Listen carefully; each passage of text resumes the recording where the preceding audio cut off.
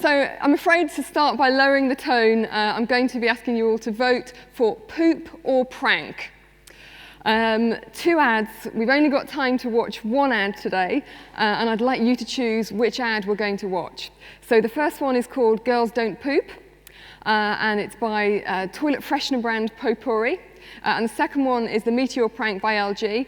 And could you vote by Twitter? I know the Wi-Fi is a bit dodgy, but we're going to see if we can get enough votes in to determine what you want to watch. So if you could tweet poop and use the hashtag IAB engage if you want to watch a poop ad, and prank if you want the prank ad. And vote with your emotions. You'll see that they're both quite similar in some respects. They'll make you smile, hopefully. But where they're very different is one of them aims to be disgusting, the other one aims to be surprising. So get voting on Twitter now. OK, let's crack on. So Unruly, we've been tracking video content since 2006, when we first launched the viral video chart. We've seen massive changes in the ecosystem since then. When I think back to the most shared ad of 2006, which was Dove Evolution, it had just 60,000 shares at the end of the year. Fast forward to 2013, and routinely, when we're tracking branded videos, we see them attracting 1 million shares within the first few weeks of a campaign.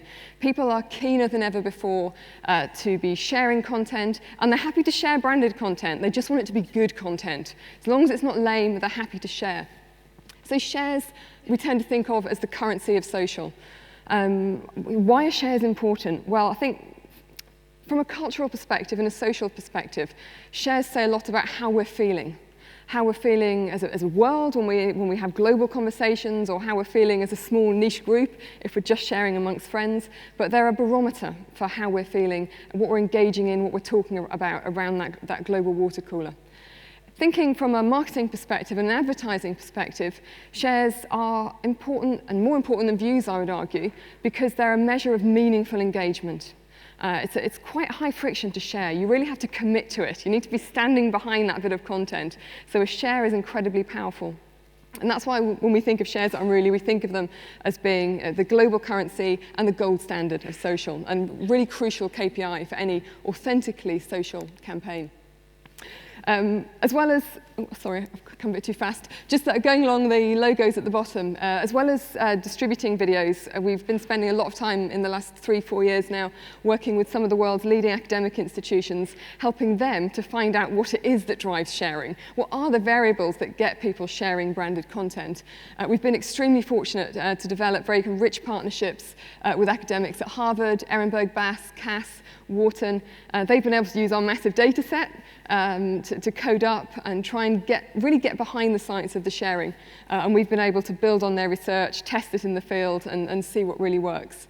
So I'm delighted today. It's a real kind of research session, this. I'm so pleased to be able to share with you the findings from Karen Nelson-Field, Dr. Karen Nelson-Field's book, The Science of Sharing. This was only launched a few weeks ago, and it's the culmination of years of research. Karen coded thousands of videos. There's been multiple studies, multiple data sets and subcoding, and she's come up with lots of findings and recommendations for what brands should be doing to get their video content shared. So here's seven. Here's seven of the most important ones. One, this will come as no surprise, given everything you've been talking about today and the whole focus of this event, make it emotional. The videos that elicit a strong emotional response are twice as likely to be shared. That's powerful, but by strong, we mean really strong. So how do you know if something is strong? Well, physical response is your best kind of initial guidance there. So you're looking for viewers to be gasping, laughing, sweating, jumping backwards, gulping, real physiological responses to show that extreme response. Number 2, be positive. This is counterintuitive, because there's that expression, bad news travels fast, and we often think about bad news and bad news stories and brand mess-ups all going viral and everybody talking about what's wrong. But when you kind of dig down beyond that, that's the tip of the iceberg. When you dig down beyond that, what Karen's findings have found is that positive videos and highly kind of arousing, positive emotional videos are much more likely to be shared, 30% more likely to be shared than their negative counterparts. There is an exception, though, anger. Of all the emotions that Karen was coding, anger was the one that stood out. It's the most shared negative, high emotion, negative response. And I think that's because we often share on impulse, and anger is one of those emotions that flares up very quickly, and we respond to it. Number 3, I love this one. Forget cute cats, forget babies, forget celebs. They don't make a difference to sharing. But personal triumphs do. This one was really curious, this finding. Often when we talk to people, they'll say, oh yeah, but all you need is a baby, or cute cat, or big celeb, that'll do the trick. But what Karen's findings have found is that celebrities don't make a difference. They can amplify sharing, but they don't trigger the sharing. Same goes for cats, same goes for babies. What really matters isn't the celebrity that you put in or the creative device that you put in, but it's the emotional connection that you make and the intensity of that emotional connection. With the exception being personal triumph. And Karen was really intrigued by this. Only 3% of the videos she coded had personal triumph as a device. And what I mean there by personal triumph is underdog, overcoming all their personal demons. A great example of this was Nike's jogger that was put out during the Olympic Games last year. And you had all these fantastic, kind of glitzy, spectacular ads around the Olympic Games. And then from nowhere came this Nike ad, which just showed one overweight kid, jogging down the road, sweating his guts out, and really kind of facing his demons. And that's personal triumph, and that gets people sharing. Be proud of your brand. I think there's this commonly held myth that if you're doing viral, if you're doing online, needs to be lightly branded, might need to be a little bit underground, might need to be a little bit secret. Well, Karen's research does not bear that out. And we've been working with Harvard on similar research, which also doesn't bear it out. There is no correlation between the amount of branding in a video and the shareability of that video. There are plenty of videos that are strongly branded that don't get shared, absolutely, but there's also plenty of videos that are very strongly branded that do get shared. The most shared type of video is a highly emotional, positive video, and these are also the videos that have the most branding in them. So this was really interesting insight. Don't overinvest in content and underinvest in distribution. I think there's a feeling that once the content is there, and if the content is awesome, it will fly by itself. Karen's findings here were quite controversial. Karen found that distribution was key to success. And it makes sense, she explains it very well. No matter how shareable a video is, a larger view base delivers more sharing, and a video that's only seen by a few can't be viewed by many. And this bears out research by Duncan Watts several years ago when he talks about the big seed approach. If you want to generate as many generations of sharing as possible, and if you want to prolong the viral impact and delay the viral burnout, then it's important to get as many people in there right at the start, and fast as well. Day 2 of sharing activity is the peak of sharing activity. So it's very much about getting as many people as possible seeing that content fast. Number 6, exhilarate your viewers. There's all kinds of different emotions that you can be shooting for, and you've got cards in front of you which mention some of the most commonly used ones. Exhilaration is one that Karen found to have quite a special place. And the reason for that is because it was the one that was most successful when it came to brand recall. So as we've been coding up these different emotions, we can see which emotions result in specific outcomes for brands. So which ones tend to lead to increase in brand favorability, which ones tend to lead to memorability. And exhilaration was very powerful. The most successful trigger with 65% recall. Hilarity was second with 51%. But hilarity is really hard to do because there are so many funny videos that if you get it right, bingo. But it's the most failed type of video, the funny video. Number 7, reach like buyers to grow market share. So what Karen talks about is quality reach. And she makes a really interesting point, which is if you look at the fans on a Facebook page, they tend to skew to heavy buyers and devoted fans. And that makes sense. Often we're fans of a brand that we buy from and that we have a strong affinity with. And that's very important. And so it's a great place to build loyalty and keep those fans loyal. But if you want to grow market share, and these are stats from a chocolate brand, if you want to grow market share, you're best off focusing on the non-buyers and the light buyers. So Karen argues that a brand's light buyers are the most important to growth and sales, but you don't find those on your Facebook fan pages. You find your heavy buyers there. So Karen's argument is quality reach, reaching people that maybe aren't on your fan page is extremely important. This is a bit of a plot spoiler. So she had conducted lots of research with major brands directly and was hoping that maybe it would be published in this book, but it's being saved for the next book. So it's a bit of a cliffhanger, a bit of a plot spoiler, but she has found direct results linking shares and positive emotions to sales. So emotional campaigns are more profitable than rational campaigns. And actually, she won't be the first person to find this. There's been research dating back to 2007, which showed that campaigns that were more emotionally intense using IPA data scored much better against metrics like profitability, revenue, EBITDA. So if you think about emotions as generating sales, actually moving the needle on the bottom line, there's a real motivator there for finding out what drives sharing. And this is something that we've been working on for a long time now. 100 plus variables at the moment we've coded up in our own ShareRank product. And this is where we work with brands to help them work out which are the triggers that will work for their specific target audience, and then to help them create video content at scale, repeatably. So constant success, not just a one-off hit. In an always-on world, it's important to be creating content that resonates socially, and then you get up tomorrow and you do it again. So it's very kind of overwhelming times, and ShareRank is there to help. Basic emotions, primal responses, cognitive responses, all kinds of responses are important, and it varies from market to market significantly. Brazil and Germany couldn't be more different from each other when it comes to kind of weighting the variables, and then different demographics also, the factors will vary.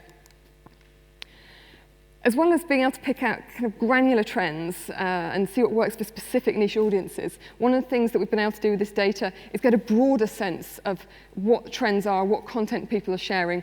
So 2012 and 2013, very, very different. 2012, the most used triggers, the most successful triggers were happiness, warmth, uplifting, moving. This is very much focused around the Olympics, all these countries coming together, feeling very positive. This year, oh my word, it's been a year of shock, controversy, brands pranking their customers, brands being prepared to really go the extra mile, push the boundaries of taste, be controversial. So it's been a real sea change there. And I guess that brings us nicely to the next videos, which fit very much in the mold of 2013 content. Poop, kind of disgusting, pushing the boundaries of taste, and prank. A vaguely sadistic trick that a brand is playing on users. So I'm hoping that Hayley is here somewhere to tell me what the results are. It's poo! It's poo! I did not expect that. Okay, you've chosen poop. So in the tradition of great British toilet humour, we're going to show the video for poopery. But before we do, Lizzie, if you've got scorecards, do you want to take a look at them and then have a look? There's two different sections. There's oh, you've got posh ones. Mine doesn't look like that. Mine's a bit smaller. So you've got two main sections. One psychological responses, one social motivations. And what I'd like you to do, if you can see in this light, as you're watching the video, just look through these different variables and say to yourself, okay, so what are the reasons that I would share this ad? And what's my emotional response to this? And rank them, 1 to 5 for the social motivations, 1 to 10 for the psychological responses. The higher the number, the more strongly you feel it. You might not feel it at all. You might just be 0, 0, 0. But what we'll do afterwards is see how your response compares to the UK market norm. Okay, Lizzie, let's play. You would not believe the motherlode I just dropped. And that's how I like to keep it, leaving not a trace that I was ever here, let alone that I just birthed a creamy behemoth from my cavernous bowels. Nothing is worse than stinking up the shared toilet at work, or the toilet at a party, or your lover's apartment. Of course, flushing removes the graphic evidence. Maybe 2 or 3 flushes if your skid marks are as tenacious as mine. But what can be done of that subtle scent of a 300-cow dairy farm? Aerosol air fresheners aren't the most effective option, or the healthiest. Trying to mask the stench, giving you a nice blend of ChemLab carnations with just a touch of feces. So, how do you make the world believe your poop doesn't stink? Or in fact that you never poop at all? Poopery. Poopery is the before-you-go toilet spray that has proven to trap those embarrassing odours at the source and save relationships. Simply spritz poopery in the bowl to create a film on the water's surface that actually traps the odours in their porcelain prison. And when your little astronauts splash down and make contact with the film, they release poopery's pleasant aromas, so all those around you can smell as a refreshing bouquet of essential oils. Yes, it is a real product. And yes, it really works. We've sold over 4 million bottles. On Amazon alone, there are over 1,000 reviews rating it 4.8 of 5 stars. That's a better Amazon rating than the iPhone 5. If it doesn't completely stop your stench from spreading, send it back for a full refund. Our unconditional stink-free guarantee. If your poo stinks, click here to get your poopery today at poopery.com. So whether you need to pinch a loaf at work, cut a rope at a party, or lay a brick at your boyfriend's, your days of embarrassing smells or prairie dogging it are over. Poopery. Our business is to make it smell like your business never even happened.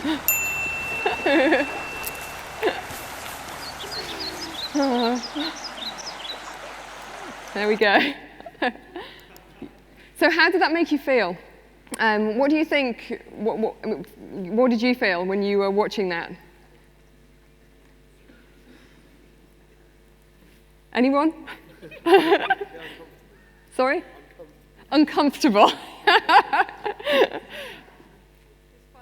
Funny? Yeah, yeah. By now, I know, well, the calls to action are incredible, aren't they?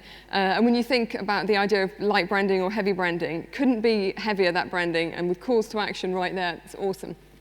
So what did people think? What did the 150 people that were tested in the UK feel about this ad? So it's the middle one, potpourri, girls don't poop, and hilarity and disgust were the two main emotional triggers there. Let me just explain a little bit about this chart. So down the right-hand side, here are all the most commonly used psychological responses. And then the higher up you go, the more intense the feeling is. And then the bigger the bubble, the more people experience that feeling. So with girls don't poop, there was a lot of disgust, there was a lot of hilarity, and there was a small number of people who were intensely confused. Maybe you were amongst them, I don't know. And in terms of UK market norm, scored much stronger for hilarity. The other popular emotional trigger that's been used a lot in the UK recently is this yellow bubble up here, which is happiness. But as I was saying before, we're seeing a shift away from happiness at the moment. And yeah, surprise, hilarity, disgust, hilarity. So social motivations, these ones are often trickier to gauge. But what we saw with the UK market, what we saw with the national audience was reaction seeking and shared emotional experience were clearly the most prevalent reasons for sharing. And this is very much in line with the UK market norm, where you see reaction seeking, shared emotional experience, both strong. Obviously not as strong as this video, because this is a great example of a video. It's trended in the viral video chart, had loads of shares. Zeitgeist, social utility, also very important in this market. I think the key thing is, though, what this makes clear is that it's not enough for us to feel something. So going back to this idea of the human touch, it's not enough for brands to make us feel something strongly. As humans, we then feel impelled. We need to feel impelled to share that feeling with someone else. We're hardwired to share. Apparently, the chemical feeling you get in your brain when you self-share is the same chemicals that are released when you eat chocolate. So there's a pleasure to sharing that is hardwired inside us. Okay, so that's 2013, on to 2014. How do brands want us to feel? Can we predict what we're going to be feeling next year, what we're going to be sharing next year? Will brands be influencing what we're sharing, what we're feeling? 2014 is World Cup year. It is Brazil. So my money is on exhilaration as being the big trigger. We're seeing this already. We're seeing some brands, Qatar Airlines, Nike, starting to feed content that's building anticipation around the World Cup. And if exhilaration does prove to be very zeitgeisty in the build-up to next year, this is great news for brands. Remember, exhilaration was the emotion that was most recalled. You're most likely at the point of purchase, bing, that's what you're going to be thinking about. So this is really interesting. Brazil in itself offers a huge opportunity for brands in that Brazil has been dubbed the social media capital of the universe by the Wall Street Journal. When we run campaigns in Brazil, the share rate tends to be about 4 times the global average. So it's very likely that if there's a big video and it's got all the right ingredients, Brazil is the place to kickstart a viral cascade that will ricochet around the world. And that's it. Thanks very much.